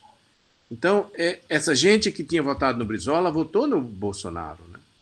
E que votou no Lula, quando o Brizola disse, vota no Lula. Eles votaram maciçamente no Lula para presidente em 2002, em 2006 também. Sim. Agora, eu acho que a classe média está nesse sentido, para tentar falar um pouco sobre o que a Cris quer, ela não tem... porque ela também tem muito pouco recurso. Quase todo o recurso da classe média advém do funcionalismo público, professores, etc. Então, é muito dependente do Estado. Ela sabe, a classe média, instintivamente, que o Estado está periclitante e pode virar um Estado tipo americano, com um monte de privilégios perdidos, como a Inglaterra perdeu depois de Thatcher, que esse negócio dessa social-democracia pode não funcionar mais e que é preciso outros modos. A classe média sabe que a inteligência artificial vai arrancar seus empregos, que ela não pode, que ela não tem mais a competência para tocar a inteligência da nação. Então, ela está assim, sem amor próprio e sem capacidade de dizer, olha, eu resolvo essa parada, eu faço o discurso da União, eu faço o discurso do Brasil. Não está conseguindo fazer isso. E ela, o que eu acho que os europeus têm uma classe média que sabe o que faz, né? Embora seja conflitual também. Também tem essa outra coisa, que a gente não pode pensar só no Brasil, porque parte desse fenômeno que a gente está estudando e pensando é meio que mundial, né? Essa woke society é um negócio americano, mas está aí na Inglaterra. Às vezes eu vejo uns podcasts de ingleses, eles também falam essa coisa tão putos da vida, né? Com a crítica à sociedade inglesa. Outro dia eu vi um sujeito chamado Trigonometry, são dois caras entrevistando um mulato inglês, que se declarou mulato porque a mãe é branca, inglesa, e o pai é jamaicano, chamado Kelvin Robinson, que está sendo assim, muito debatido na Inglaterra. E o cara falou, olha, como vocês podem dizer que aqui é racista? Aqui é um país mais maravilhoso para ver. Que racismo estrutural é esse? E a pessoa, os ingleses, um preto inglês falando isso, e nós aqui dizendo que estamos em racismo estrutural? Sabe, é uma coisa... E eles estão olhando. Que estrutural é esse que você pode arrumar o mesmo emprego? O prefeito de Londres é um descendente de árabe, de paquistanês. Como é que você pode dizer que é uma sociedade discriminatória desse jeito? Basta você querer, você estuda e arruma bolsa e faz tudo. Então, eles também está muita tensão lá e muito intolerável para a maioria das pessoas, né? Mas eu acho que, como eles têm mais solidez, eles têm anos e anos que tiveram um partido conservador junto com o Partido Trabalhista, o Partido Liberal, no caso da Inglaterra, os Estados Unidos eles têm fundações conservadoras, fundações racistas, tem um diabo. E nós não temos instituições, né? A única instituição que funcionava nos últimos 50 anos ou 60 anos era a universidade. E a universidade virou uma woke society. Infelizmente. Então, não dá nem para você pensar que a universidade é a instituição que vai produzir um discurso, um humor, uma ética que junte as divergências. Não está. Nem música, né? A última que vi foi uma filósofa que queria fazer a filosofia do cu. Entendeu? Isso era uma coisa muito interessante. Ela virou candidata a vice-governadora, dizendo isso. Como é que ele acha que vai fazer alguma unificação? Então, é mais ou menos isso. A única instituição grande de 50 anos que por essa. Bom, você pode pensar no Supremo. O Supremo virou uma vergonha para nós, né? A gente também nunca teve fé no Congresso. O Congresso é sempre o lugar onde o pior dos seus sentimentos surge, né? É dado vazão a tudo que você é de ruim, está lá, né? E o STF, quando essa confusão estava muito grande, eu pensei assim, olha, o STF são a nossa guarda pretoriana, os 11 que vão segurar, assim como tinha em Esparta, tinha o negócio dos cinco caras que julgavam por tudo e que podia pegar os reis e podia fazer tudo. Esses caras eram 5 pessoas que eram eleitas pela Assembleia dos Bons. E Esparta era uma sociedade muito, digamos, oligopólica e com a maior quantidade de escravos. Tinha 5 escravos para um espartano livre, um troço horrível. Mas, enfim, eles tinham os 5 ou 6, esqueci o nome do juiz, espécie de tribunal dos juízes, assim, eles olhar tudo, eles eram o Tribunal de Contas e o STF de lá. E fizeram grandes coisas para Esparta conseguir se manter no poder tanto tempo. Mas esses STF não realmente perderam o sentido, né? Você vê os argumentos que eles usam, as mudanças de ideias, esse troço horrível de soltar os amigos, é uma coisa assim, inacreditável. Quase assim, que deixa você morto se você pensar que isso é a instituição. Então, eu acho que a grande instituição é a universidade, porque é onde se recebe para pensar e para ser classe média clássica. Mércio. Oi, fala, sabe? A propósito dessa questão, a Paula fez uma pergunta aqui no chat e eu vou lê-la para você. Sim. Mércio, então você acha que o Brasil perdeu a tolerância para assuntos que a classe acadêmica são sensíveis? A gente não sabe mais lidar com pluralidade moral? Eu não sei se é pluralidade, eu acho que é o contrário, tem muita pluralidade demais, né? Eles querem, tem um negócio da diversidade e da pluralidade, assim, uma espécie de fetiche com isso, né? Como se isso fosse possível, numa sociedade viver com tanta pluralidade, né?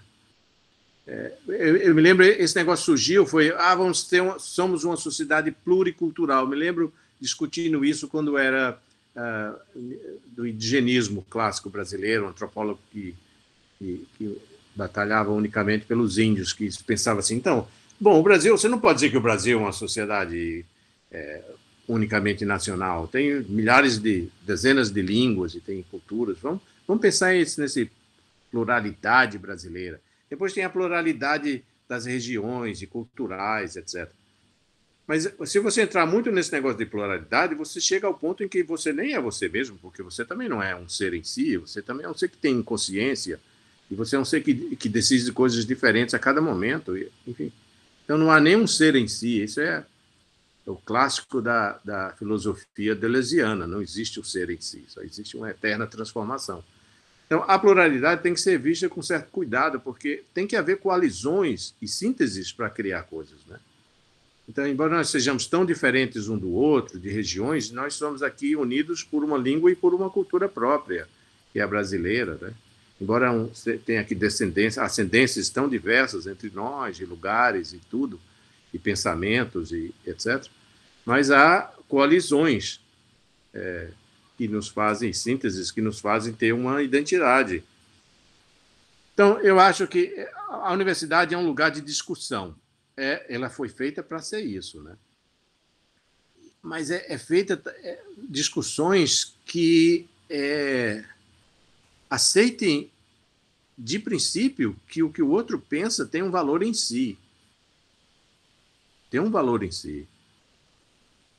Então, você dizer assim, não, eu sou favorável... Se eu disser assim, no meu departamento, que eu sou favorável que não se derrube o Bolsonaro, que ele, ao menos, termine o mandato dele, eu sou um fascista de primeira linha, entendeu? Porque eu não quero a derrubada dele. Eu quero que ele conclua o mandato dele. Isso já me dá a condição de fascista para muitos dos meus colegas e alunos.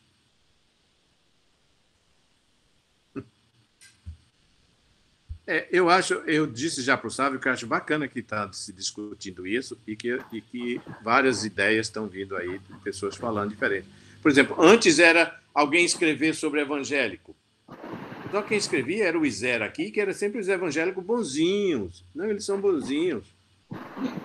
Aí vem aí várias pessoas que veem evangélico não é bonzinho, não. Eles também sacaneiam, eles são cheios de vontade de poder, tudo. eles dão uma expectativa, mas também querem tirar, enfim. Mas eles vieram e tal como o Bolsonaro, estão ganhando, né? Não sei o quanto mais é que eles vão crescer, mas cresceram muito, eles já estão 30% da população brasileira, não é? É isso que A expectativa é que no próximo censo já chega a 50%. Caramba, é muita coisa, né? É. E era um negócio assim, porque todo evangélico, você ia dar aula. Digamos assim, dar aula na Unicamp em 1978, quando eu cheguei lá. Aí tivesse um evangélico, você ia ficar encabulado ter um aluno evangélico. O que esse cara vai pensar do que eu disser assim, se eu fizer uma gozação com o evangélico? E eram raridades e também eram esquisitos, né? Eles acreditam em Deus. Isso já é uma queda na inteligência, né? Mais alguém quer fazer uma pergunta para o Mércio? Uma observação, um comentário? Se não, eu vou então concluir, não sem antes, inclusive em homenagem a Paula, que é aluna do curso de cinema, perguntar ao Mércio a respeito do... Eu assisti esse filme por indicação do Mércio. O filme é com Clint Eastwood e é um negócio de imigrantes coreanos nos Estados Unidos. É um filme que é um ataque frontal ao politicamente correto. E você, Mércio... É Gran Turino, não? Gran Turino, exatamente. Exatamente. Não é coreano, não. É aquele pessoal de Phnom Penh. É uma etnia chamada Phnom Penh, que é do Vietnã. Isso. Ou de Camboja, das montanhas de Camboja. Quer dizer, eles são piores, eles são os nordestinos dos brasileiros, entendeu? A pior raça que tinha lá no Vietnã chegou lá. Gran Torino. Esse é um filme assim impressionante, né? Eu escrevi um texto sobre ele e é uma tentativa americana, do conservador americano, de dizer que tem diálogo, meu irmão. No começo você vê o Clint Eastwood, vê o cara como uns merdas, né? Aí depois ele vê como seres humanos e ele se sacrifica pelos caras, né? É um diálogo uma espécie de uma tentativa de diálogo conservador, tentando se redimir dos seus básicos preconceitos contra não americanos, né, e não brancos, digamos assim. Mas há uma redenção ali naquele filme todo. Vocês viram? Alguém aí viu esse Gran Torino? Vejam aí, vocês duas estão olhando para mim que não viram. Que vale a pena. É um filme...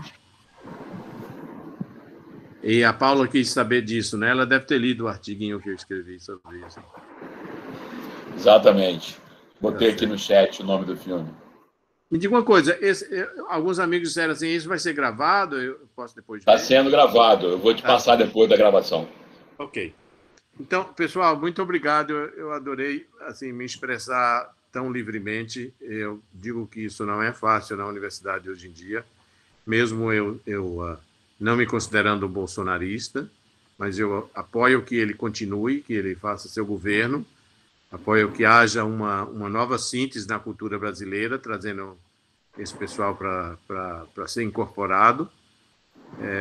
Acho que vai ser difícil, talvez não se consiga nesses tempos, talvez o conflito piore, né? Talvez ele se eleja e o conflito piore ainda também, não sei, mas eu sou a favor de que a cultura brasileira, que tem essas distinções, ela também tem que buscar síntese e toques entre elas, tal como as classes sociais que têm simbologias culturais que são necessárias para a sociedade continuar. Ok? Obrigadíssimo, Mércio. Foi excelente, uma noite agradabilíssima de discussão. E na próxima semana voltaremos aqui no curso com a discussão do texto sobre fake news e tal. Então, ótima semana para todos. Nos vemos na próxima quarta. Abraço. Abraço.